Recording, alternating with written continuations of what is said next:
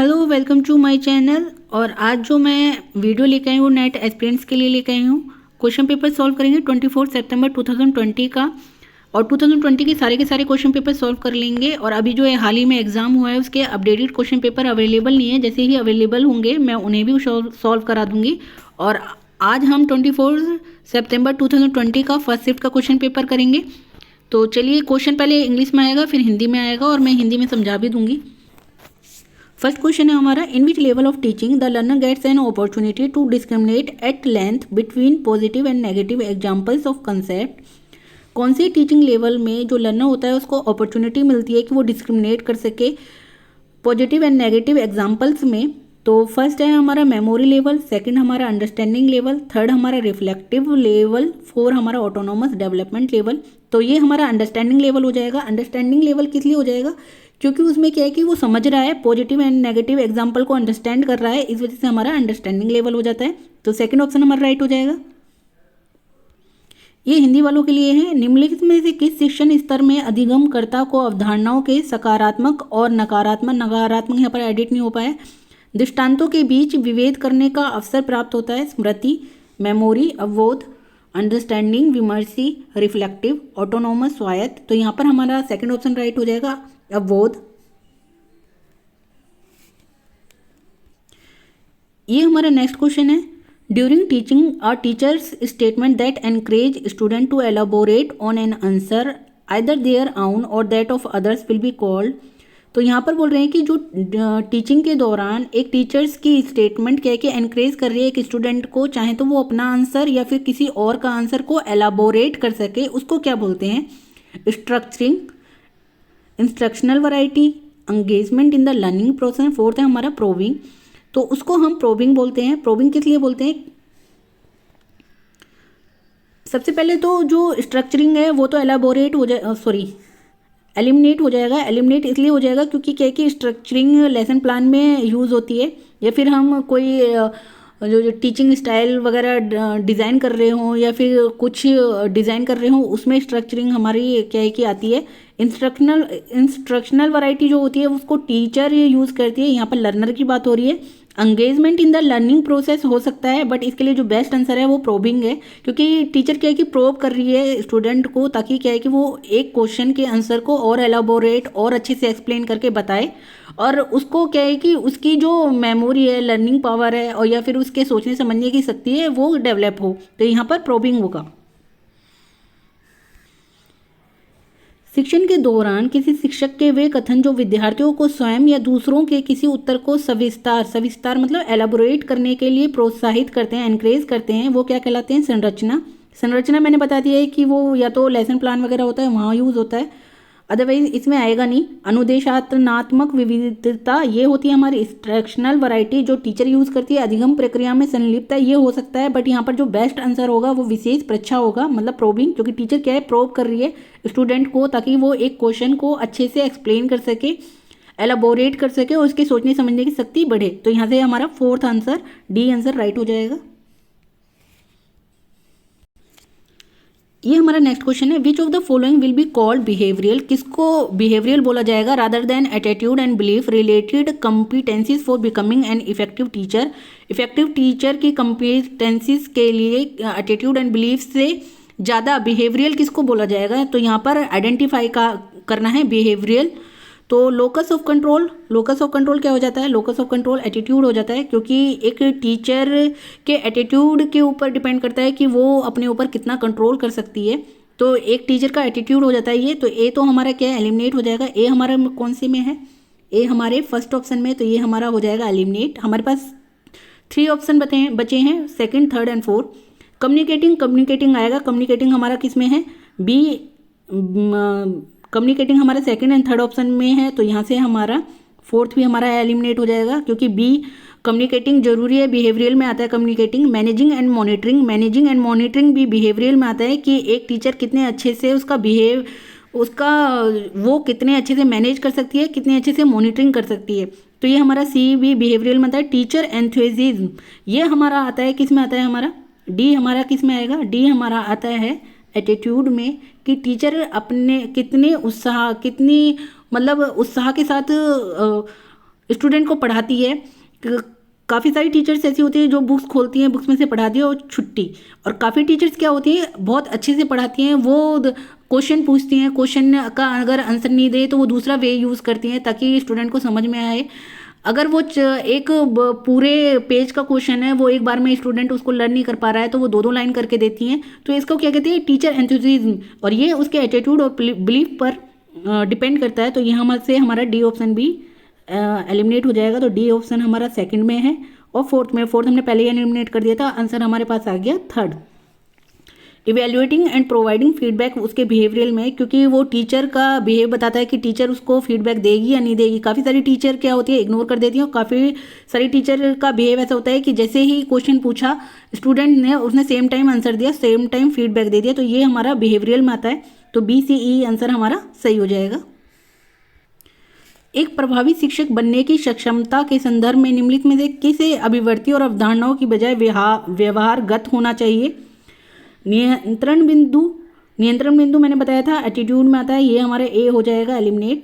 संप्रेषणीयता ये हमारा बिहेवियरल में आता है। प्रबंधन और निगरानी भी बिहेवियरल में आता है। शिक्षक का उत्साह ये उसका एटीट्यूड होता है। तो डी हमारा एलिमिनेट हो गया, ए हमारा एलिमिनेट हो गया, और आंसर हमारे पास थर्ड आ गया।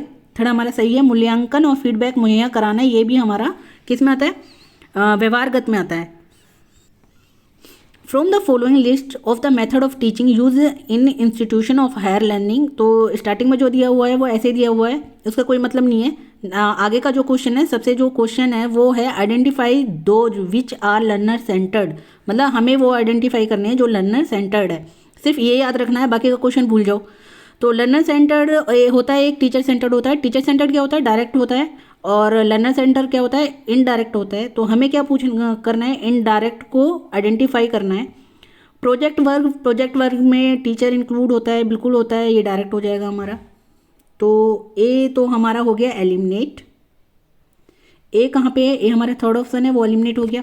चॉक एंड टॉक, मतलब चॉक एंड टॉक का मतलब क्या हो गया कि उसके पास एक ब्लैक बोर्ड है, उस पर वो चॉक से लिख रही है और टॉक उसको समझा रही है। तो क्या हो गया हमारा, डायरेक्ट हो गया। टीचर ही चॉक और टॉक कर सकती है।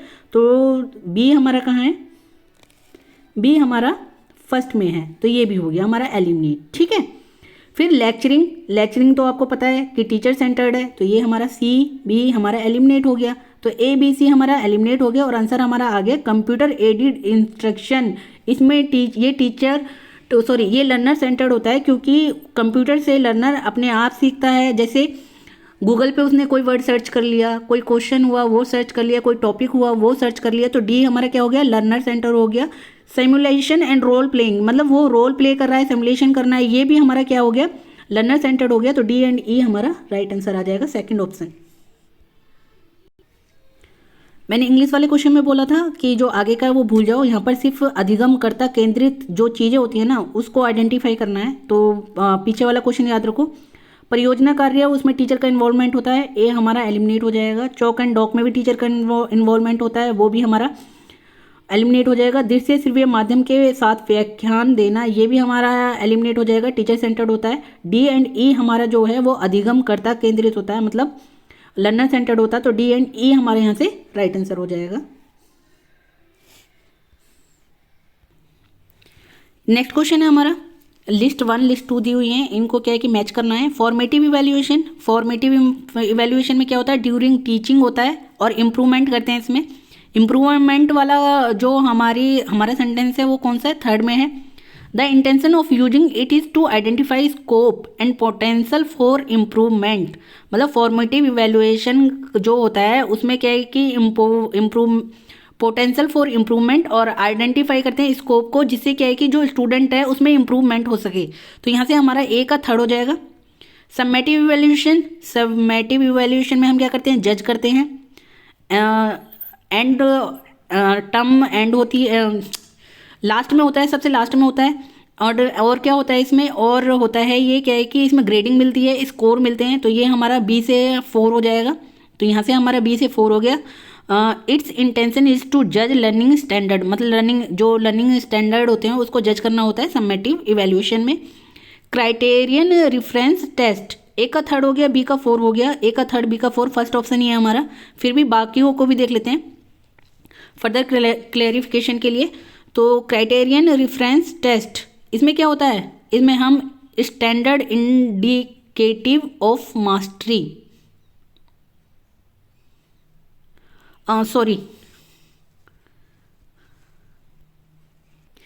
इसमें हम क्या है कि मास्टरी में स्टैंडर्ड का क्राइटेरिया सेट कर देते हैं कि इतना क्राइटेरिया आएगा तो उसकी मास्टरी हो जाएगी। तो ये हमारा क्राइटेरिया रेफरेंस टेस्ट में आ जाएगा, सी का हो जाएगा 2। नॉर्म रेफरेंस टेस्ट में क्या है कि हम रैंकिंग देते हैं, तो डी का हो जाएगा 1 percentile rank and standard scores are use for reporting. तो जहाँ पर हम रैंक देते हैं वो हमारा नॉर्म रेफरेंस हो जाता है। जहाँ पर क्या है कि हम स्टैंडर्ड को इंडिकेटिव करते हैं मास्टरी में, वो हमारा क्राइटेरिया होता है कि एक क्राइटेरिया हमने सेट कर दिया। जैसे नेट के एग्जाम में है कि अगर 20% स्टूडेंट के पेपर 1 में मार्क्स आएंगे, मतलब 100 में से अगर 40 मार्क्स आएंगे तभी सेकंड पेपर चेक होगा, अदरवाइज नहीं होगा। क्राइटेरिया सेट कर दिया तो वो होता है हमारा क्राइटेरिया रेफरेंस टेस्ट।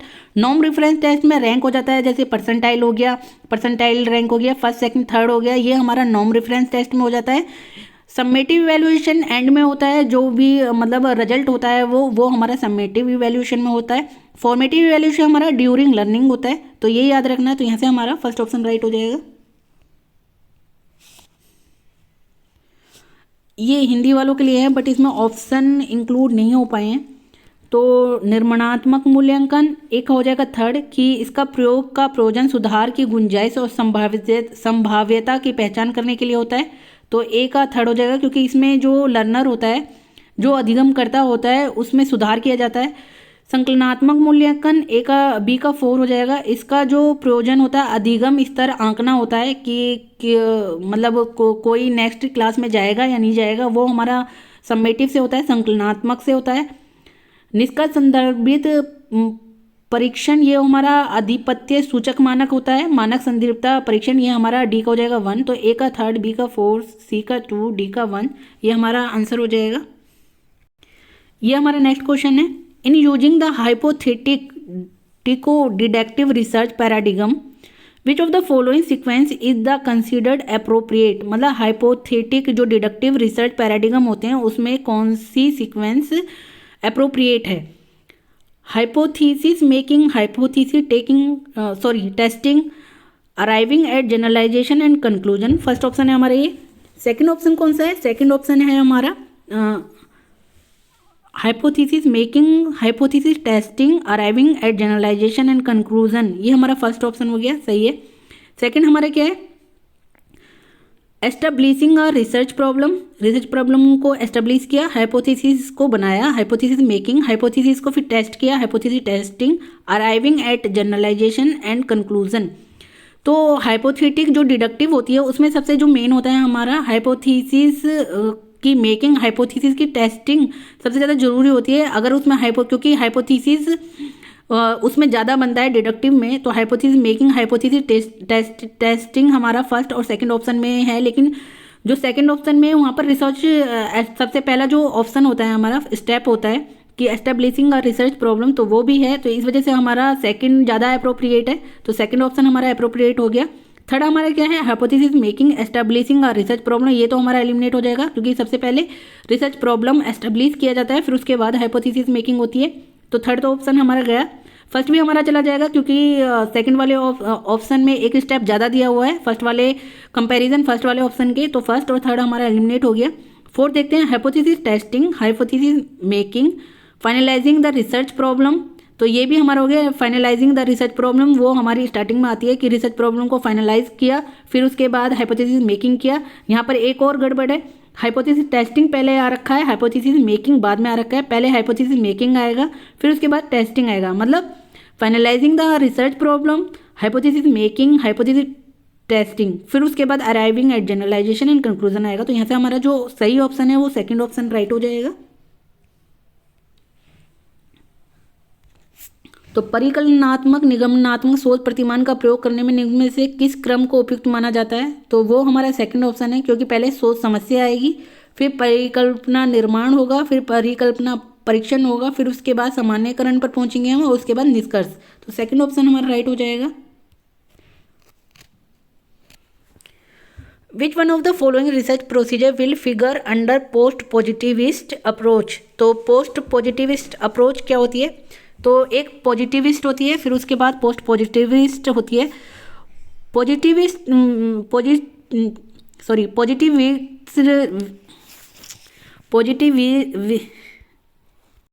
पॉजिटिविस्टिक में क्या आता है? पॉजिटिविस्टिक जो हमारी अप्रोच होती है वो सिर्फ जो क्वांटिटेटिव अप्रोच को फॉलो करती है। उसमें उसका जो भी मतलब पॉजिटिविस्टिक का मानना था कि क्वांटिटेटिव जो अप्रोच होती है वही सही मायने में सही होती है।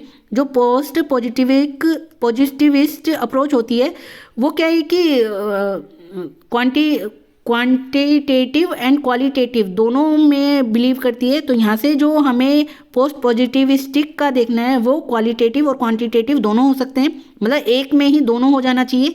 तो नॉर्मेटिव सर्वे क्या होता है हमारा? नॉर्मेटिव सर्वे हमारा क्या होगा? क्वांटिटेटिव अप्रोच है, तो यहाँ से हमारा 1, तो 1 हमारा क्या हो जाएगा? एलिमिनेट हो जाएगा। फिर हमारा एक्सपेरिमेंटल स्टडी होता है, ये भी हमारा क्वांटिटेटिव है, तो ये भी हमारा एलिमिनेट हो जाएगा। एथनोग्राफिक स्टडी क्या होती है? वो हमारा क्या है? क्वालिटेटिव होती है, तो ये आ जाएगा। एक्स पोस्ट फैक्टो स्टडी क्या होती है? एक्स पोस्ट फैक्टो स्टडी क्या है कि ज़्यादा क्वांटिटेटिव होती है, थोड़ी क्वालिटेटिव होती है, तो इस वजह से ये भी हमारा फोर्थ वाला वो हो जाएगा, एलिमिनेट हो जाएगा। तो हमारा थर्ड ऑप्शन बिल्कुल राइट हो जाएगा, क्योंकि ये क्वालिटेटिव होती है, तो थर्ड ऑप्शन हमारा बिल्कुल राइट हो गया है।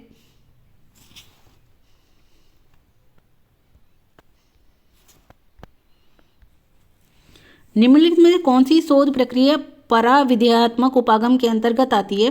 तो आपको याद रखना है कि जो क्वालिटेटिव होती है वो सिर्फ पराविद्यात्मक मतलब पोस्ट पॉजिटिविस्टिक में आती है, तो इसलिए हमें सिर्फ क्वालिटेटिव को ढूंढना है। तो मानकीय सर्वेक्षण ये हमारा क्वांटिटेटिव हो गया, मतलब अंकगणितीय हो गया। प्रयोगमूलक ये भी हमारा क्वांटिटेटिव हो गया। निर्जातीय वर्णन संबंधी अध्ययन ये हमारा क्या होता है? क्वालिटेटिव होता है, तो यहाँ से हमारा थर्ड ऑप्शन राइट हो जाएगा। ये हमारा नेक्स्ट क्वेश्चन है। एक college teacher plans a research programme in which he she intend to improve आ गया है, ये ध्यान रखना है आपको। इम्प्रूव से आपको याद आ जाना चाहिए यहाँ पर कौन सी रिसर्च आएगी। The socio economical aspect of his her classroom climate during teaching, मतलब टीचिंग के दौरान उसके क्लासरूम में इमोशनल जो एस्पेक्ट होते हैं उसको सोशियो इमोशनल एस्पेक्ट को इम्प्रूव करने की बात हो रही है यहाँ पे। Which one of the following research method will be considered appropriate in this context. तो इस कॉन्टेक्स्ट में कौन सी रिसर्च अप्रोप्रिएट है? Experimental method, descriptive method, historical method, action research method. तो इम्प्रूव से ही याद आ जाना चाहिए, एक्शन रिसर्च मेथड आएगा फोर्थ ऑप्शन। कोई महाविद्यालय अध्यापक एक शोध कार्यक्रम तैयार करता है जिसमें उसका उद्देश्य अध्यापन के दौरान अपनी कक्षा में सामाजिक भावनात्मक पहलुओं को सुधारना है। इस संदर्भ में निम्नलिखित में से कौन सी विधि आएगी? तो जहाँ सुधारना आता है वहाँ सिर्फ एक ही विधि आती है, वो है क्रियात्मक अनुसंधान, तो यहाँ से फोर्थ ऑप्शन राइट हो जाएगा। Which of the following steps in research are least vulnerable to research ethics. Research ethics के लिए लीस्ट वुलनरेबल कौन से स्टेप्स हैं? Identifying the research variable, least पूछा हुआ है। Defining the research variable, data collection procedure, data analysis procedure, reporting research outcome. तो आपको ये तो पता होगा कि इम्पोर्टेंट कौन से हैं। डाटा कलेक्शन प्रोसीजर ये इम्पोर्टेंट है, सबसे इम्पोर्टेंट है ये रिसर्च एथिक्स के लिए। डाटा एनालिसिस भी इंपॉर्टेंट है, रिपोर्टिंग रिसर्च आउटकम भी है। यहाँ पर लिस्ट पूछा है, तो identify the research variable, defining the research variable, A and B only, ये हमारा राइट आंसर हो जाएगा। तो यहाँ से हमारा ए ऑप्शन राइट हो जाता है। निम्नलिखित में से कौन से अनुसंधान चरण आचार शास्त्र से कम प्रभावित होते हैं? तो वो हमारे होते हैं अनुसंधान चरों की पहचान करना, अनुसंधान चरों को परिभाषित करना, ए एंड बी। और सबसे ज़्यादा कौन से होते हैं? सबसे ज़्यादा होते हैं आंकड़ा विश्लेषण, आंकड़ा संग्रहण, अनुसंधान निष्कर्षों की रिपोर्ट, जहाँ पर डाटा एनालिसिस आ जाए, डाटा प्रोसेस आ जाए, डाटा रिपोर्टिंग हो जाए, वो सबसे ज़्यादा इंपॉर्टेंट होते हैं एथिक्स के लिए।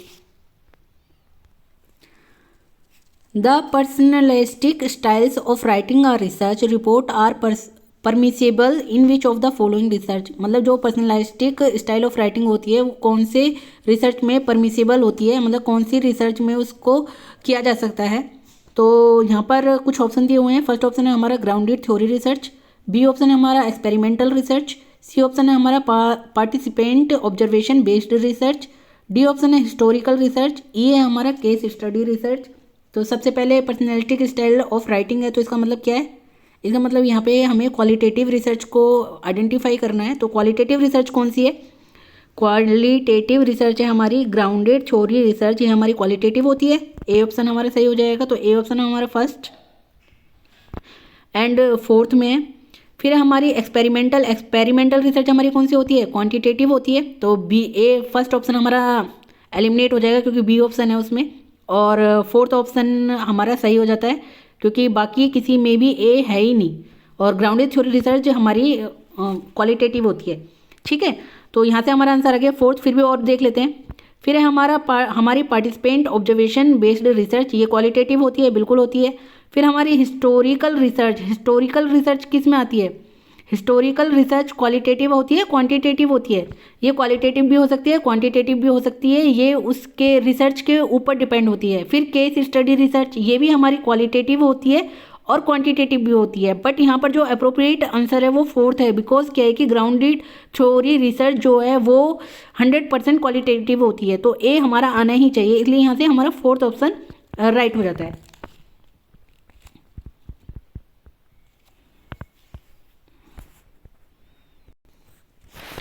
निम्नलिखित में से किस प्रकार के शोध में शोध प्रतिवेदन लेखन की आत्मनिष्ठ शैली के प्रयोग की अनुमति है? आधारिक सिद्धांत मूलक शोध, तो ये तो हमारी क्वालिटेटिव है 100%, ए तो हमारा आएगा। बी क्या है? परीक्षण मूलक शोध, ये हमारी 100% क्वांटिटेटिव है, इसको एलिमिनेट कर दो। बी हमारा फर्स्ट में है, सेकंड में है, तो ये एलिमिनेट हो जाएगा। सहभागी परीक्षण आधारित शोध, तो ये सी भी हमारा आएगा क्योंकि ये भी हमारी क्वालिटेटिव है। ऐतिहासिक शोध, ये हमारी रिसर्च पर डिपेंड करता है कि जो हमारी हिस्टोरिकल रिसर्च है वो कैसी है। अगर हमें किसी के घोटाले का पता लगाना है या फिर किसी का के घोटाले का पता लगाना है, या फिर जैसे क्या है कि किसने कितना गमन किया, ये तो ये हमारी क्वांटिटेटिव हो जाएगी। लेकिन किसी के जैसे केस स्टडी करनी है, किसी कोई एक्सपायर हुआ वो कैसे हुआ कैसे नहीं हुआ, जैसे गांधी जी के ऊपर हमें कोई केस स्टडी करनी है, गांधी जी के जितनी भी चीज़ें उन पर हमें केस स्टडी करनी है, वो हमारी हिस्टोरिकल रिसर्च भी आएगी और हमारी वो केस स्टडी भी हो जाएगी। तो इसलिए हमारा जो सबसे अप्रोप्रिएट आंसर है वो हमारा फोर्थ है, क्योंकि उसमें हमारी दोनों की दोनों क्वालिटेटिव आ रही हैं, जो हमारे फर्स्ट और सी है, ए और सी है, इस वजह से हमारा फोर्थ ऑप्शन सही हो जाएगा। In communication process, when the sender and the receiver interchange their roles in respect of sending and receiving message, it is called, मतलब यहाँ पर बोल रहे हैं कि कम्युनिकेशन जो प्रोसेस होता है उसमें सेंडर और रिसीवर क्या कर रहे हैं? इंटरचेंज कर रहे हैं अपने रोल को, सेंडिंग और रिसीविंग जो मैसेज होते हैं उसमें। तो ये इसको क्या बोलते हैं? Universal model, transactional model, singular flow model, या फिर प्लूरिस्टिक मॉडल। ठीक है, तो इसको हम ट्रांजैक्शनल मॉडल बोलते हैं, क्योंकि इसमें क्या है कि जो पहले क्या है कि जो रिसीवर है वो सेंडर हो जाता है और जो सेंडर है वो रिसीवर हो जाता है। कि पहले क्या है कि जो सेंडर है उसने मैसेज भेजा, रिसीवर ने रिसीव किया, उसके अप्लाई में उसके रिप्लाई में उसने क्या किया? फीडबैक दिया। तो कि जो सेंडर है वो क्या हो गया? रिसीवर हो गया। तो ये इंटरचेंज हो गया ना, जो इंटरचेंज होता रहता है वो ट्रांजैक्शनल होता है, कि एक मैसेज पहले आया फिर गया फिर आएगा फिर जाएगा फिर आएगा फिर जाएगा, वो हमारा ट्रांजैक्शनल मॉडल हो जाता है। सेकंड ऑप्शन हमारा राइट हो जाएगा। जहाँ पर एक मैसेज गया, उसने फीडबैक दिया और वहीं खत्म हो जाता है, वो हमारा इंटरपर्सनल मॉडल हो जाता है। तो ये हमारा सेकंड ऑप्शन राइट हो जाएगा। संप्रेषण की प्रक्रिया में जब प्रदाता और अदाता संदेश भेजने और प्राप्त करने के संदर्भ में अपनी भूमिका की अदला बदली करते हैं, तो वो कहलाता है, वो स्वयं व्यवहारात्मक प्रतिरूप कहलाता है। सेकंड ऑप्शन हमारा। सो यहाँ से हमारा सेकंड ऑप्शन राइट हो जाएगा। सॉरी, मैसेज आ गया था, सेकंड ऑप्शन राइट हो जाएगा। ये हमारा नेक्स्ट क्वेश्चन है, a teacher who encourage student participation in communication will ensure. तो ए टीचर क्या है कि एक स्टूडेंट के पार्टिसिपेशन को इंश्योर कर रही है कंपनी कम्युनिकेशन में, तो वो क्या है? अपोजिट व्यूज़ तो यहाँ से एलिमिनेट हो जाएगा क्योंकि वो तो एनकरेज कर रही है, तो ये तो पॉजिटिव हो गया। तो अपोजिट क्या है? नेगेटिव हो जाता है, तो नेगेटिव थोड़ा ना बोल रही है वो तो उसके लिए पॉजिटिव है ना। तो यहाँ से क्या हो गया? अपोजिट वाला हमारा एलिमिनेट हो गया। अपोजिट हमारा फर्स्ट सेकंड एंड फोर में है, तो ए हमारा फर्स्ट सेकंड एंड फोर हमारा एलिमिनेट हो गया। थर्ड ऑप्शन हमारा आ गया। फिर भी देख लेते हैं। सेल्फ एस्टीम, आत्मसम्मान, बिल्कुल सही है। एनकरेज कर रही है उसको ताकि उसका आत्मसम्मान बढ़ सके या फिर उसका अंदर आत्मसम्मान की भावना पैदा हो सके, वो खुद पार्टिसिपेट कर सके और उसका जो उसका कॉन्फिडेंस लेवल है वो बढ़े। फिर है हमारा क्लास में परफॉर्मेंस अच्छी होगी, बिल्कुल ठीक है। फिर है हमारा प्रोफेशनल डेवलपमेंट, उसका आगे जाके प्रोफेशनल डेवलपमेंट होगा, आगे उसके जो भी मतलब इंटरव्यू वगैरह होंगे उसमें उसकी जो प्रोफेशनल है डेवलपमेंट है वो नज़र आएगा। बाइनरी डिस्ट्रैक्शन, ये भी हमारा नेगेटिव हो गया। ए और ई हमारा दोनों नेगेटिव हैं, तो ये यहाँ से एलिमिनेट हो जाएंगे। बी सी डी हमारा राइट आंसर हो जाएगा।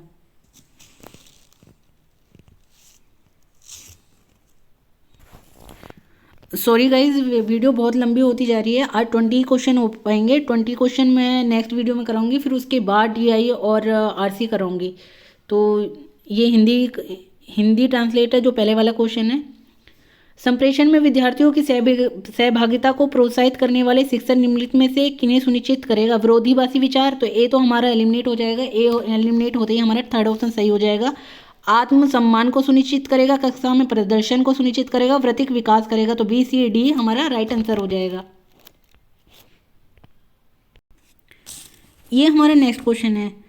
तो यहाँ पर क्या है? असर्शन रीजन है। तो असर्शन क्या बोलती है? In group discussion some participant enter the fray with big chips on their shoulder. मतलब यहाँ पर बोल रहे हैं कि ग्रुप डिस्कशन में क्या होता है कि कुछ पार्टिसिपेंट बड़ा चढ़ा कर बोलते हैं।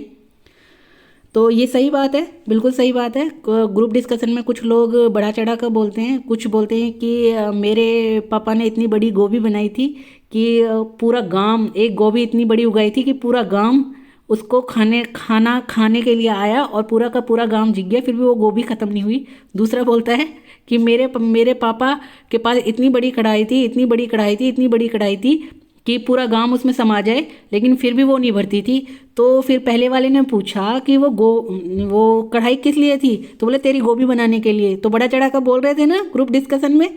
तो यहाँ से तो ये हमारा बिल्कुल सही हो जाता है, क्योंकि जो मैंने अभी आपको जोक सुनाया है उस पर ये बिल्कुल सच होता है। तो सेकंड देखते हैं हम, रीजन क्या है? These are antagonistic people who are calm and listed. मतलब ये जो पीपल होते हैं वो काम और लिस्टेड होते हैं। ये एंटागोनिस्टिक का मतलब होता है विरोधी। मतलब ये जो विरोधी लोग होते हैं वो काम और लिस्टेड होते हैं। तो ऐसा होता है क्या? नहीं होता है। वो काम नहीं होते हैं, ना ही लिस्टेड होते हैं। कि कई बार क्या है कि जो ग्रुप डिस्कशन होता है वो बहुत ज़्यादा मतलब गुस्से वाला भी हो जाता है, और कई बार कहते हैं जो ग्रुप डिस्कशन होता है हंसी मजाक वाला भी हो जाता है। तो इस वजह से ये वाला जो रीज़न है वो तो हमारा बिल्कुल रॉन्ग हो गया। तो यहाँ से हमारा आंसर हो गया assertion is correct, reason is not correct. Third option right हो जाता है।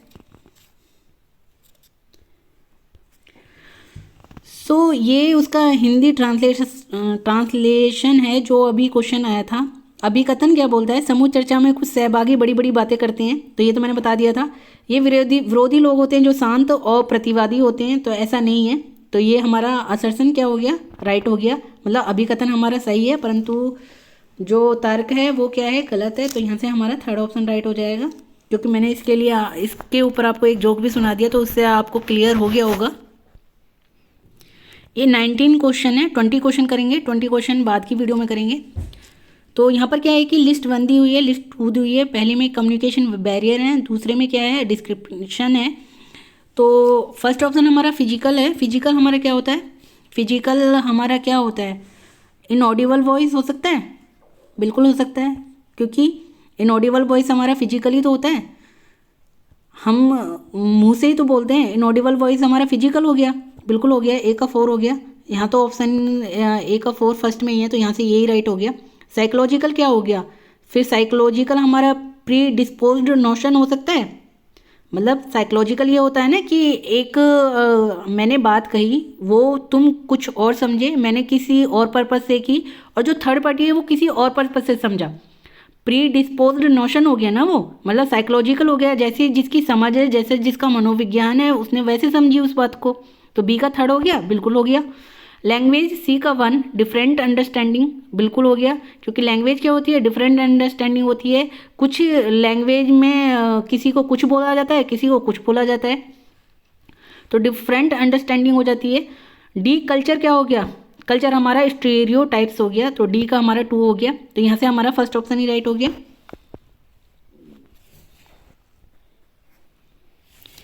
ये हिंदी वालों के लिए। सूची 1 को सूची 2 के साथ सुमेलित कीजिए। शारीरिक क्या हो गया, शारीरिक हमारा अश्रव्य आवाज़ होगी, क्योंकि आवाज़ हमारी शारीरिक होती है, फिजिकल होती है, हमारे गले से निकलती है, तो ए का हमारा 4 हो गया। शरीर का अंग है हमारी आवाज़। बी का क्या हो गया, थर्ड मनोवैज्ञानिक। बी का क्या हो गया, बी का हो गया पूर्व प्रवृत्त धारणाएं, जिसमें क्या है कि कोई कुछ समझता है, कोई कुछ समझता है, कोई कुछ समझता है, तो वो मनोवैज्ञानिक हो गया। कोई क्या है कि ये हंसमुख होता है, क्योंकि उसका जो दिमाग है वो ऐसा है। कोई क्या होता है कि बहुत रूडली बिहेव करता है, तो बी का हमारा क्या हो गया, थर्ड हो गया। सी का भाषा संबंधी, भाषा संबंधी हमारा होता है अलग समझ, तो सी 1 हो गया। सांस्कृतिक हमारा होता है रूढ़िबद्ध धारणाएं, मतलब पहले से कल्चर हमारा चला आ रहा है, जैसे पहले बाल विवाह वगैरह थे, वो रूढ़िबद्ध धारणाएं होगी ना, तो वो हमारा सांस्कृतिक हो गया, तो वो हमारा स्टीरियोटाइप हो गया। डी का 2 हो गया, फर्स्ट ऑप्शन हमारा राइट हो जाता है। ये आज का हमारा लास्ट क्वेश्चन है। When communication for educational purpose takes place the sequence of element is, तो यहाँ पर क्या है कि जो कम्युनिकेशन होता है एजुकेशनल पर्पस के लिए, उसका सीक्वेंस बताना है। Source, encoder, message, decoder, feedback, तो यहाँ से जो इसका सीक्वेंस है वो क्या होगा, सबसे पहले क्या आता है, सबसे पहले सोर्स आता है, बिल्कुल आता है। सोर्स के बाद क्या आता है, एनकोडर आता है, फिर हमारा मैसेज आता है, मैसेज के बाद फिर हमारा चैनल आता है, चैनल यहाँ पे है नहीं, फिर हमारा डिकोडर आता है, डिकोडर के बाद फीडबैक हमारा लास्ट में होता है। तो ABCDE इसकी सीक्वेंस सही है, तो यहाँ से हमारा ए ऑप्शन राइट हो जाएगा।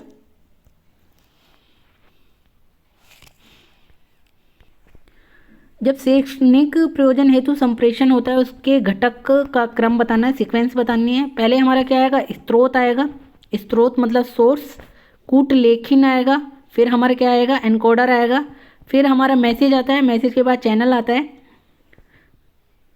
फिर उसके बाद विकोडक होता है, विकोडक मतलब डिकोडर, फिर उसके बाद फीडबैक आता है। तो ABCDE, तो फर्स्ट ऑप्शन हमारा राइट हो गया। ये ट्रांसलेशन में थोड़ी सी प्रॉब्लम होगी है, तो यहीं पे ये मैं वीडियो ख़त्म करती हूँ, आगे मैं और वीडियो लेके आऊँगी। तब तक के लिए थैंक यू। लाइक कीजिए, सब्सक्राइब कीजिए और अपने कमेंट दीजिए अगर किसी क्वेश्चन का आंसर आपको रॉन्ग लग रहा है, क्योंकि मैंने ये जो क्वेश्चन लिया है वो पहले वाले क्वेश्चन और आंसर की से लिए, तो आंसर की गलत भी हो सकती है। तो अपना फीडबैक दीजिए, अपने आंसर बताइए, अगर कोई क्वेश्चन गलत लग रहा है तो उसको भी बताइए, ताकि मैं बाद में इसको सही कर सकूं और बाकी जो स्टूडेंट्स हैं वो भी सही कर सके। Thank you.